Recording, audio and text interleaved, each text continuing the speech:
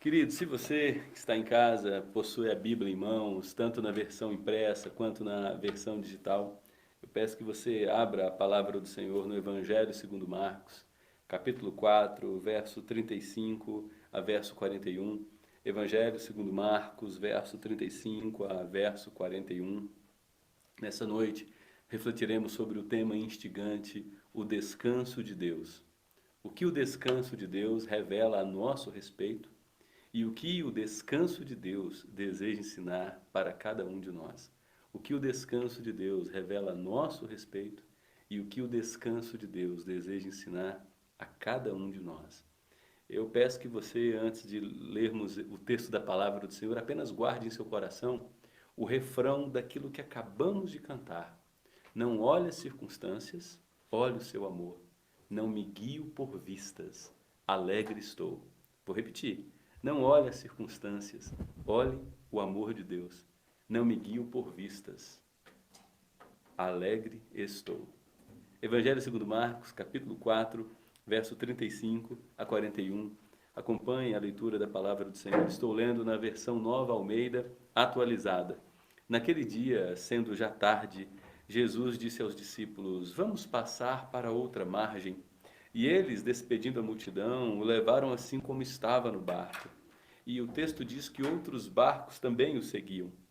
Ora, levantou-se um grande temporal de vento, e as ondas se arremessavam contra o barco, de modo que o mesmo já estava se enchendo de água. E Jesus estava na polpa. Note que informação importante: dormindo sobre o travesseiro. Os discípulos o acordaram e lhe disseram: Mestre, o Senhor não se importa que pereçamos? Uma outra versão diz: O Senhor não se importa que a gente morra? E Jesus, despertando, repreendeu o vento e disse ao mar: Acalme-se, fique quieto. E Marcos nos diz, indo para o final do verso 39, que o vento se aquietou e tudo ficou bem calmo. Então Jesus lhes perguntou: Por que vocês são tão medrosos? Como é que ainda não têm fé? Uma outra tradução diz: Vocês ainda não têm fé em mim? E depois de Jesus realizar esse ato sobrenatural de dizer numa única palavra de ordem ao vento e ao mar para se acalmarem, e estes se lhe obedecerem imediatamente, o verso 41 encerra a narrativa dizendo que os discípulos, possuídos de grande temor, diziam uns aos outros: Quem é este que até o vento e o mar lhe obedecem? Esta é a palavra do Senhor, queridos. É importante a gente entender o que havia acontecido naquele dia, porque o verso 35 inicia dizendo que naquele dia, sendo já tarde, Jesus disse aos seus discípulos para irem para outra margem de um grande lago chamado Lago de Genezaré, ou Lago de Tiberíades, que outros chamam também de Mar de Cafarnaum. Você vai perceber essas três expressões aparecendo na sua Bíblia. Durante todo aquele dia, Jesus havia realizado diversos sinais e maravilhas. O ministério de Jesus com seus discípulos, na verdade, já havia sido bastante intenso até esse momento. Jesus já havia realizado a pesca maravilhosa, quando ele ordena Pedro, Tiago e João para lançarem as redes ao mar, e depois de uma madrugada toda sem pegar nada, eles mal conseguem trazer a rede de volta para o barco, tamanha quantidade e peso dos peixes. Jesus já havia expulsado demônios de um homem dentro de um templo religioso, na sinagoga do primeiro século. Jesus havia ido se hospedar na casa de Pedro, e ao chegar à casa de Pedro, sua sogra estava gravemente doente, com uma febre altíssima. E a gente precisa levar em consideração que febres, naquela realidade, eram muito difíceis de serem curadas, e Jesus cura a sogra de Pedro, e se não bastasse isso, aquela notícia percorre toda a cidade e uma multidão de paralíticos, de doentes. O texto insere a figura também de lunáticos, vão até as proximidades da casa de Pedro. E Jesus, marcado por compaixão e por ser o Deus encarnado, Senhor cheio de autoridade, cura todas essas pessoas. Cura doenças mentais, cura paralíticos, cura leprosos, e não somente isso. Jesus expulsa demônios de muitas pessoas. Sim, nem todo problema mental tem relação com possessão demoníaca.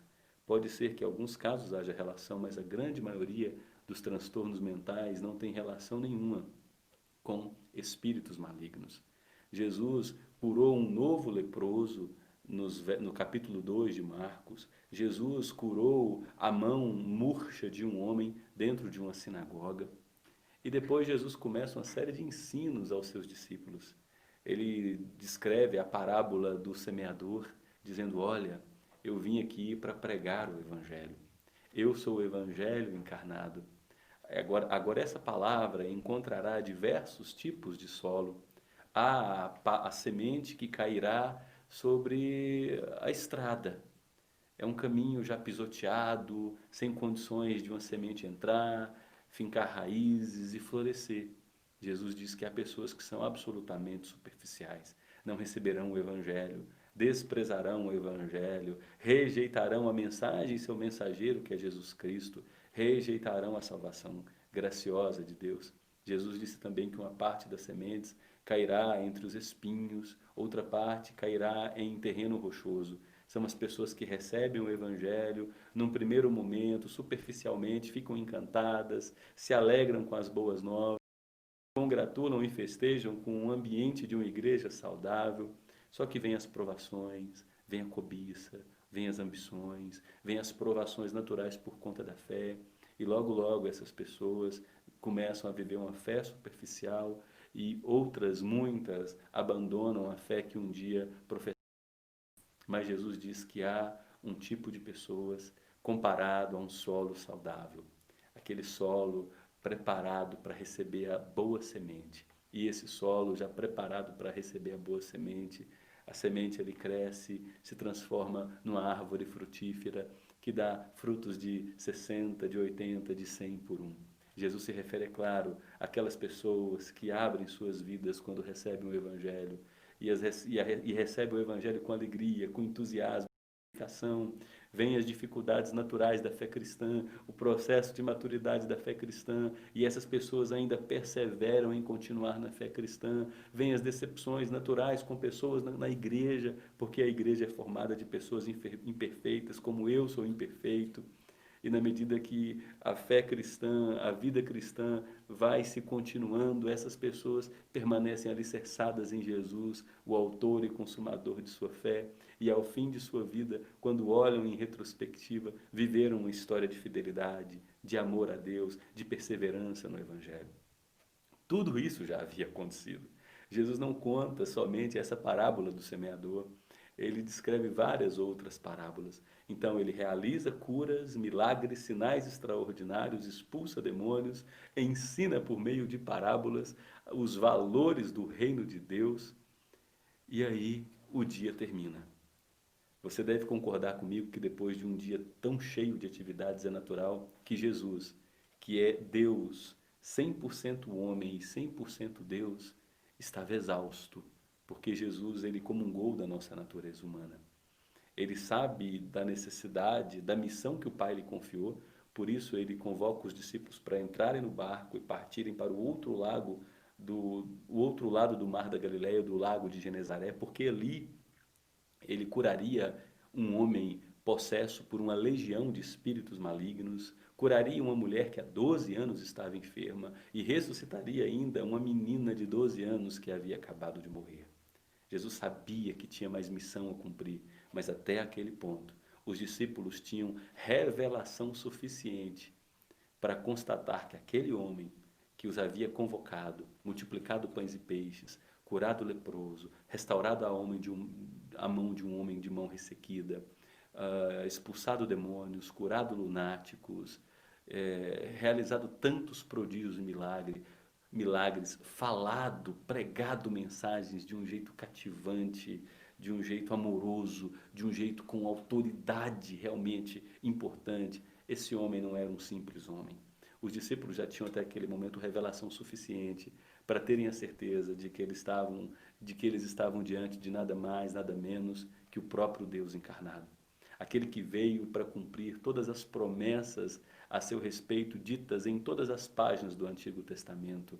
Ele era o Messias, o Cristo que devia vir ao mundo, o ungido do Senhor, o Emanuel, o Deus conosco.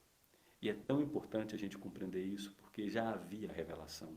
E eu e você temos muitas revelações a respeito de Jesus. Nós gozamos de um grande privilégio. Nós temos as páginas da Bíblia impressas em nossas mãos.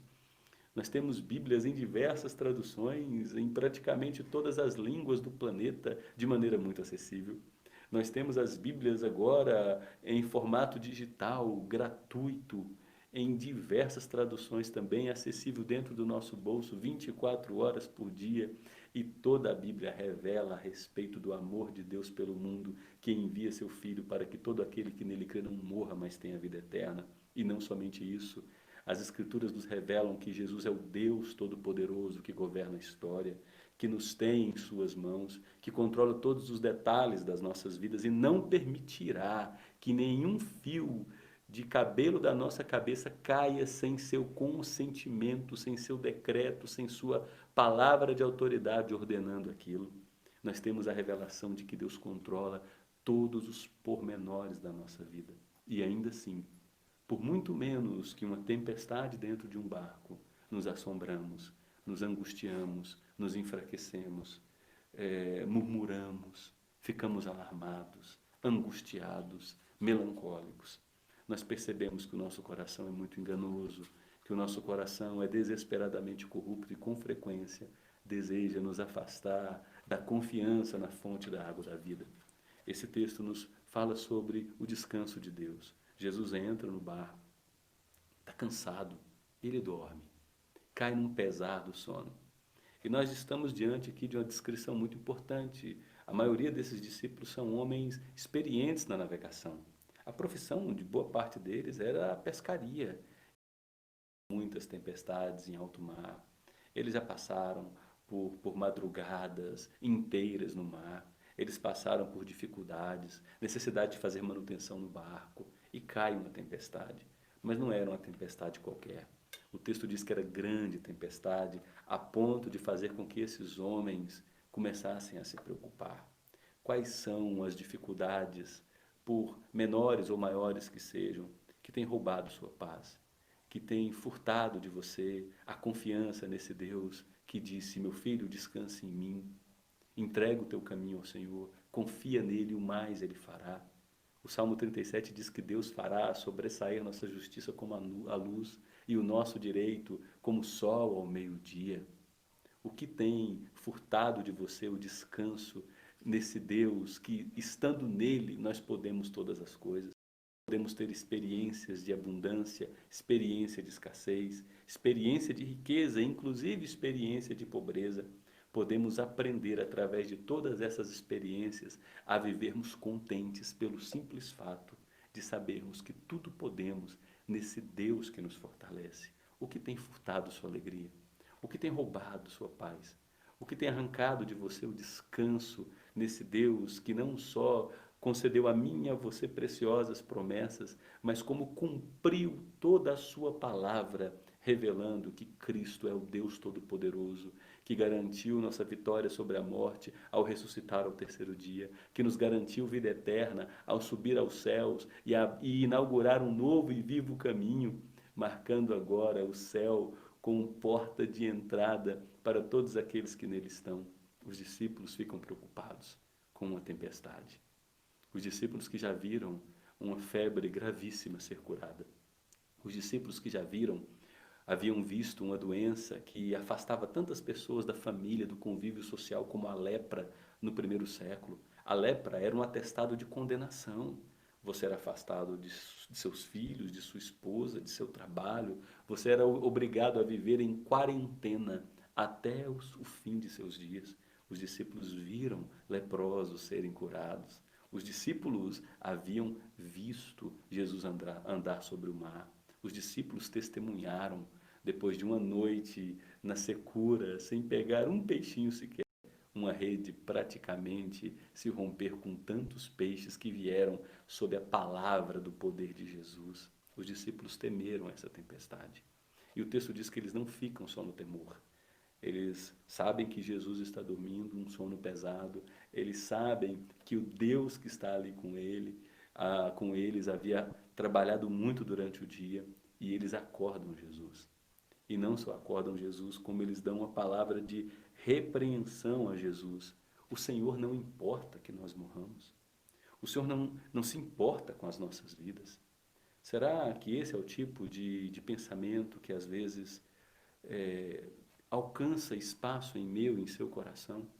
Depois de constatarmos tantas maravilhas que Deus já realizou sobre as nossas vidas, o sustento, a vida, a família, a salvação, a saúde, os livramentos, a revelação da palavra de que Deus nos amou com amor eterno e nos salvou mediante a entrega do seu Filho como maldição em nosso lugar e garantiu-nos a presença do Espírito Santo, que é nosso conselheiro, nosso sustentador. Será que diante de tamanhas revelações e gloriosas revelações, você ainda teme e você ainda duvida da fidelidade de Deus, do amor de Deus?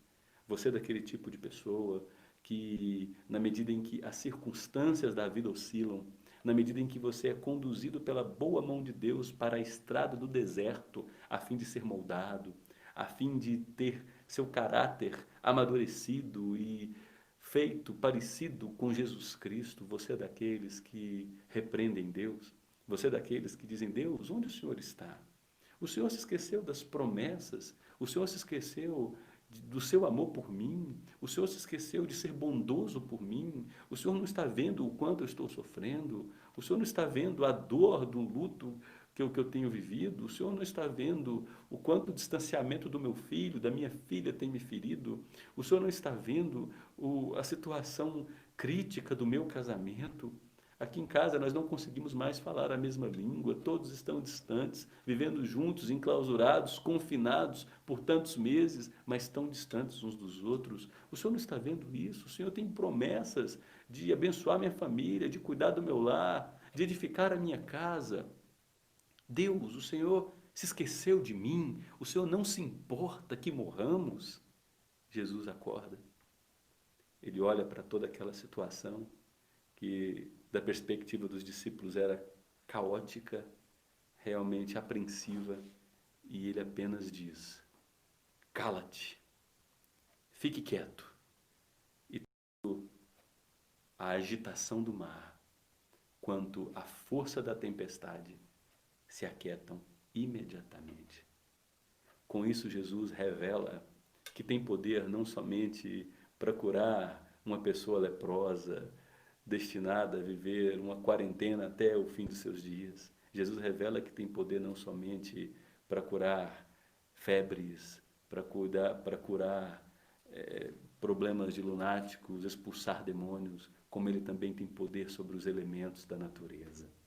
Nós estamos vivendo um período onde os elementos da natureza estão conturbados, onde um vírus tem fatalmente ceifado centenas de milhares de vidas em todo o mundo, e pode ser que cheguemos às cifras dos milhões no fim de todo esse período, até a descoberta de uma vacina que será descoberta pela graça de Deus, que abençoa mentes humanas através da ciência.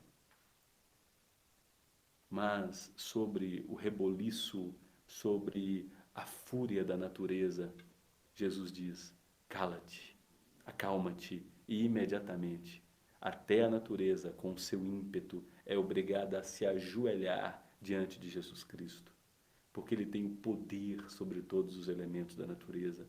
Ele criou a natureza, ele criou as árvores, as galáxias, o cosmos, as mais de 100 bilhões de galáxias, cada uma com bilhões de estrelas. Ele deu nome a cada uma das estrelas, ele a chama pelo nome, ele conhece as nossas vidas, ele controla os detalhes das nossas vidas, ele controla as circunstâncias ao nosso redor, e a mim e a você ele diz: não temas, não temas. Talvez até aqui você tenha sido aquela pessoa cuja a semente caiu em terra dura, o caminho dos viajantes. Quem sabe nessa noite você possa clamar a Deus misericórdia para ser transformado naquela boa terra. Talvez as preocupações com essa vida talvez a preocupação em ver a sua conta bancária esvaziar, talvez a preocupação com o futuro de sua empresa, talvez a preocupação com o futuro de seu emprego, têm sido responsáveis por roubar de você a alegria e a confiança em Deus. Que tipo de terreno você é? Você é aquele tipo de terreno onde a semente cai entre os espinhos, cai entre as rochas, que não consegue amadurecer, não consegue aprofundar, não consegue confiar, porque você está preocupado demais com as coisas dessa vida. Você está preocupado demais com o seu conforto. Você é aquele tipo de terreno que, ao virem as provações e as dificuldades por conta do Evangelho, você diz: Deus, o Senhor não importa que morramos? Ou você é aquele tipo de terreno que os discípulos até aqui não foram, que pode estar caindo a tempestade, mas eu sei em quem tenho crido. E eu sei que Ele é poderoso para guardar a minha vida até o fim. Está doendo, o meu coração está preocupado, mas eu levarei toda a minha causa até Ele, porque eu sei que o descanso de Deus é apenas aparente. Deus não dorme. O Salmo 127 nos diz que não dorme nem dormita o guarda de Israel. Deus é por mim, é por você, diuturnamente, 24 horas por dia, 7 dias por semana. Deus cuida de todos os seus filhos espalhados sobre a face da terra. Ele cuida de todos os detalhes de sua criação. Deus estabeleceu na eternidade que amaria a mim e amaria você, indignos pecadores, pessoas revoltosas, pessoas com uma tendência muito grande a se desgarrar, a se afastar da comunhão um com o outro, da comunhão com Deus. Deus sabia desde a eternidade de nossa queda e quem nos tornaríamos, e ainda assim Ele escolheu nos amar, se pactuar conosco e levar até o fim nossa salvação. A Bíblia diz que ainda que sejamos infiéis, Deus permanece fiel, porque Ele não é homem para que minta. Deus não dorme, Deus não dormita. O guarda de Israel cuida da minha vida e cuida de sua vida, portanto, descanse. Entregue o teu caminho ao Senhor, confia nele, o mais Ele fará. Lembre-se, eu quero trazer à sua memória mais uma vez, do refrão, do último cântico que foi entoado aqui antes da exposição da palavra. Não olhe as circunstâncias. Você não pode se guiar por vistas. Você e eu precisamos guiar nossas vidas por aquilo que está revelado na palavra do Senhor, por aquilo que os nossos olhos já viram, por aquilo que nossos ouvidos já ouviram, pela revelação que nós temos de que Deus controla a história, de que Deus é o Senhor soberano e suficiente para guardar nossas vidas até o fim. E por guardar nossas vidas até o fim não significa que não passaremos por dificuldades, que não enfrentaremos tempestades, que não lidaremos com a morte, mas ir até o fim em segurança, confiando em Deus, significa que, ainda que todas essas experiências difíceis venham sobre nós, nós temos o Deus que é por nós, nos sustentando em todas elas, com a sua bendita presença nos amparando, nos conduzindo em triunfo. Ele já nos garantiu a vitória sobre a morte. Ele nos já garantiu a eternidade. Portanto, eu e você temos motivos não só nessa noite para celebrar, mas também para descansar. Os discípulos foram repreendidos por Jesus. Pergunta: vocês ainda não têm fé? E essa pergunta de Jesus vai ao âmago do problema. Nossas preocupações, nossos queixumes, nossa angústia decorrente de situações sobre as quais julgávamos ter controle e agora perdemos o controle sobre elas. Tudo isso revela que, se estamos entristecidos, se estamos angustiados, se estamos profundamente abalados, é porque nos falta crer em quem de fato é esse Jesus, conforme revelado por sua palavra. Ele é o Deus que deseja ter-nos em suas mãos, e Ele é o Deus que deseja ter nossa confiança, não somente nos tempos de bonança, mas também nos tempos da adversidade. Ele é o Deus que deseja que coloquemos nossa plena confiança nele, não somente quando viajamos para a praia, quando fazemos cruzeiro, quando está tudo bem conosco e com os nossos, mas também quando lidamos com o luto, quando lidamos com perdas. No meio das tempestades, se Ele está no barco, se Ele é o Senhor soberano das nossas vidas, não há o que temer. E se você tem temido muito, se você tem se abalado bastante, se você tem ficado muito preocupado a ponto de não ter mais paz e descanso, eu quero convidar você a dizer: Deus, me ajude na minha falta de fé. Jesus vai para um monte, em Marcos capítulo 9 nós temos essa narrativa, e ali acontece o episódio da transfiguração. Ele conversa com Moisés, com Elias, e Deus aparece e diz na presença de seus discípulos mais uma vez: este é meu filho amado, em quem eu me alegro. Jesus desce daquele monte com seus discípulos e ali tem uma criança possessa. E seus discípulos que não subiram ao monte lutaram para expulsar aquele demônio e não conseguiram. E Jesus, com uma palavra de autoridade, expulsou o demônio que afligia aquela criança. E perguntaram: por que os teus discípulos não conseguiram? E Jesus respondeu: esse tipo de demônio só sai com jejum e oração. A ideia que Jesus transmite ali é que faltou aos discípulos confiança no poder de Deus. Eles estavam muito entusiasmados com o seu poder, com a sua palavra, com os milagres que eles haviam visto e imaginaram que poderiam fazer a mesma coisa longe da autoridade de Jesus. Sem Jesus, nós não podemos fazer nada. Sem Deus nos sustentando o tempo todo, nós não podemos fazer nada. O próprio Jesus disse: sem mim, nada podeis fazer. E Marcos 4 encerra com essa pergunta. Os discípulos se entreolham e se interrogam: quem é este que até o vento e o mar lhe obedecem?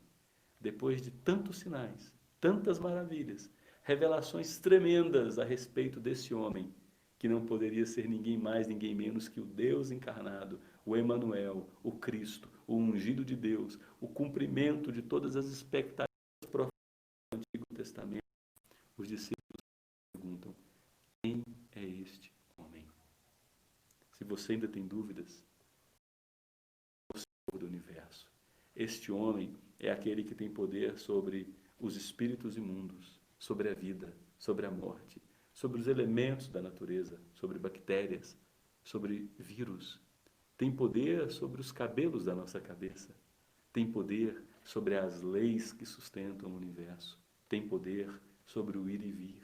É o Deus que tem nos sustentado, enviado chuvas do céu, feito nossas plantações crescerem, provido as nossas mesas com fartura, nos vestido, nos abrigado em nossos lares e nos abrigado em suas asas de amor. É o Deus que garantiu que levará nossas vidas até o fim, preservados nele até a eternidade. Portanto, descanse. Entrega o teu caminho ao Senhor. Não viva com suas emoções flutuando de acordo com a dança das circunstâncias. Na medida em que as circunstâncias mudam, minhas emoções mudam, meu humor muda, minha confiança em Deus muda, a ponto de eu dizer: Deus, o Senhor não importa que eu morra, Deus se importa. De tal maneira que você morra sem Ele, que entregou o seu Filho no maldito Calvário, para que você olhe para o Filho, deposite sua confiança no Filho, renda-se integralmente somente ao Filho, beije o Filho e experimente vida, e vida em abundância. Então entregue o que te espanta, confesse seus temores, entregue a Deus seus medos nesse momento, porque Ele tem poder sobre toda tempestade e tem poder sobre aquilo que tem nos causado tanto medo. Que Deus guarde o seu coração, que Deus infunda em você uma medida poderosa de fé, que Deus levante você se estiver caído, que Deus realinhe suas emoções, porque aquilo que nós pensamos influencia aquilo que nós sentimos. Pense corretamente, realinhe o seu jeito de enxergar a vida. Nossa vida está sob aquele que controla a história, é sustentada por Ele. E não temas, porque o Senhor teu Deus é contigo, por onde quer que andares.